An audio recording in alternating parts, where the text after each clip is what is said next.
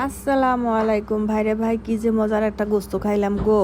এই গোস্তটা রান্না করছি প্রথমে গোস্তর মধ্যে কড়াইয়ের মধ্যে তেল দিয়া তারপরে গোস্তগুলান দিয়া দিছি যাতে কোনো পানি না থাকে।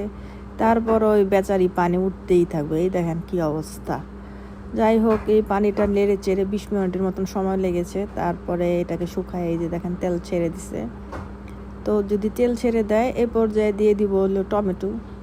আজকে হবে অন্যরকম একটা গোস্ত রান্না। যাই হোক, টমেটোটা দিয়া আমি কিছু লবণ দিয়ে দিলাম, কিন্তু ফার্স্টে কিন্তু লবণ দিই নি।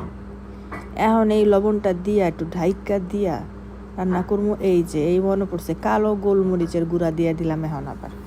তো টমেটোটা একটু গালায় গুলায় দিয়া দিছি আদা রসুন পেস্ট।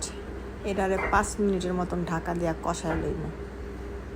কষানো হয়ে গেলে এখন দিয়ে দিব 2 চামচ ভরে ভরে লাল মরিচের গুঁড়া। লাল মরিচের গুঁড়া দেওয়ার পরে আবার পানি দিয়ে দিলাম, পানি দিয়ে পরে সিদ্ধ করতে দিয়ে দিলাম।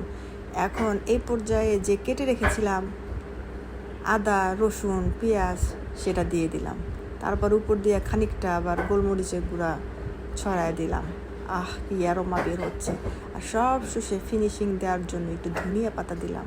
বাইরে ভাই, এই গোস্তটা খাবেন একদম দুনিয়াটা ভুলে যাবেন।